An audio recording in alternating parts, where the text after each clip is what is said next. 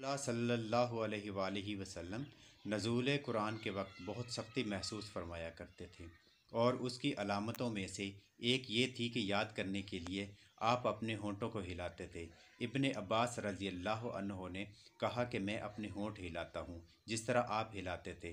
سعید کہتے ہیں میں بھی اپنے ہونٹ ہلاتا ہوں جس طرح ابن عباس رضی اللہ تعالیٰ عنہ کو میں نے ہلاتے دیکھا، اور پھر انہوں نے اپنے ہونٹ ہلائے۔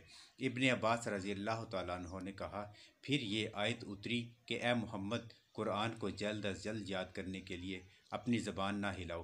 قرآن آپ کے دل میں جما دینا اور پڑھا دینا ہمارے ہی ذمہ ہے۔ پھر جب ہم پڑھ چکیں تو اس پڑھے ہوئے کی اتباع کرو۔ آپ اس کو خاموشی کے ساتھ سنتے رہو، اس کے بعد مطلب سمجھا دینا ہمارے ذمہ ہے۔ پھر یقیناً یہ ہماری ذمہ داری ہے کہ آپ اس کو پڑھو، یعنی اس کو محفوظ کر سکو۔